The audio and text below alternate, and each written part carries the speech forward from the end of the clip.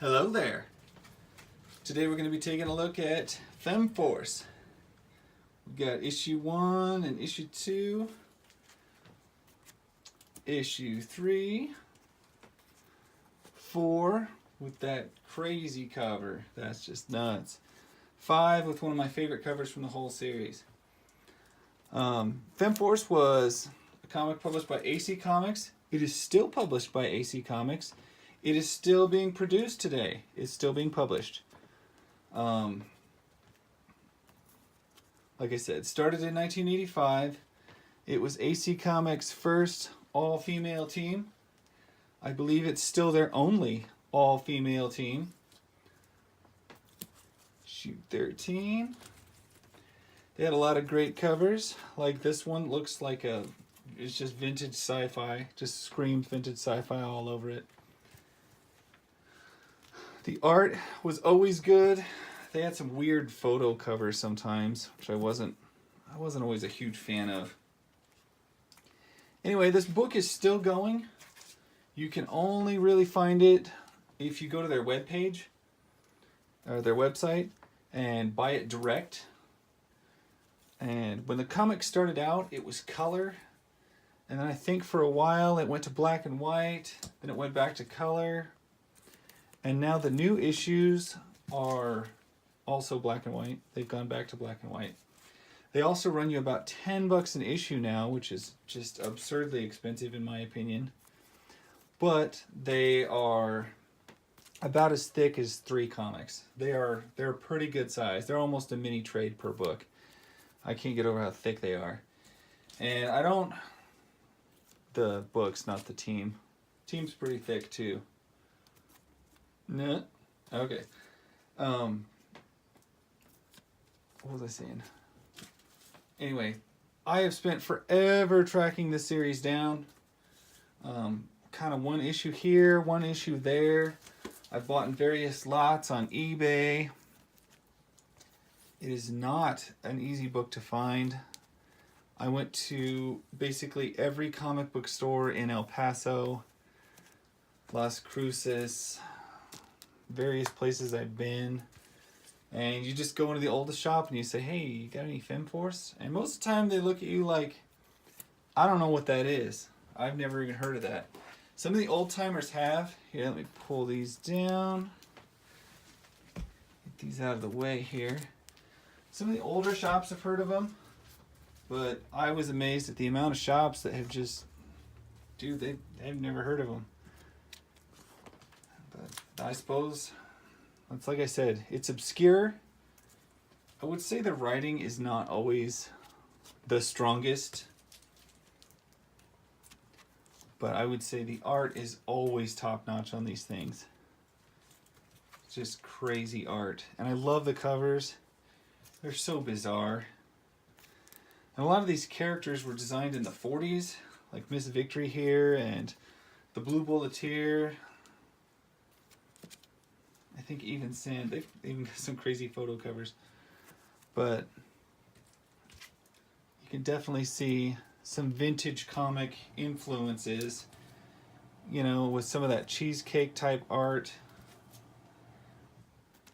that was just popular way before the 80s. I'm trying to think of even some other comics from the 80s that I would classify as cheesecake art. Stuff like you'd see on the front of the B-52 in the World War II era. But anyway, I mean, some of it is just so obvious classic.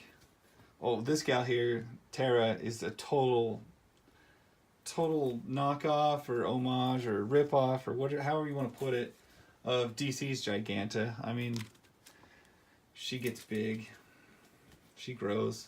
That's the deal. You can see definitely some borrowing going on there, but I'm okay with it. There are no new ideas out there. It's just how people put them out. Issue 69, 70. Let's go ahead and pull these down. Get some more up there. Issue 71. Now I've got 72. I've got a pretty solid run from 1 to 100. And then it gets real sketchy after that. I mean, I'm missing a couple issues. But after issue 100, I don't know, the series comics were getting more modern and more progressive, and these were kind of stuck in a bygone era. And I don't think they didn't change with the times so much. And I think they're great, and that's part of the reason why I love them, is because even in 1985, these things were like stuck in the 50s, stuck in the 40s, late 40s.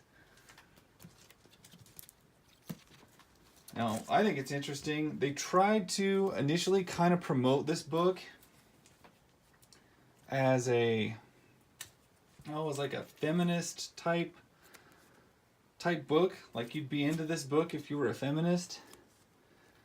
And as you can see from the covers, that's not really what translated across. It was not about that. Powerful women, yes. Also being heavily objectified.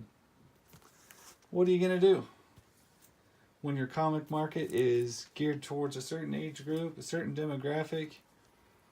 That's just what you're going to get, and that's what's going to sell. Let's see, there I got issue 95, 96. They started to look a little bit weirder.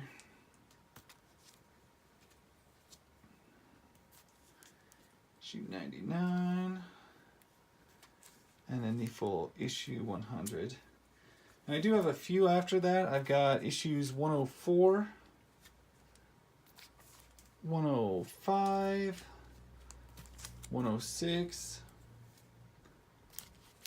issue 107, jump to issue 109, jump to issue 117, because these start to get like sketchier and harder to locate. And then I get to like issue 150, and I don't know if you can see that. This thing is thick. It's like a book. Issue 150, issue 157. They look like they're a little smaller too in size, but definitely larger in thickness. And anyway, that is all the issues of Femforce I have from the original line, the original series. And like I said, I can't say enough good about this series. I just thought it was great. They're incredibly hard to find. If you can find them, if you can find a good set, you're gonna have to shell out some bucks to get it. But it's worth it. I just feel like it didn't get the credit that it deserved.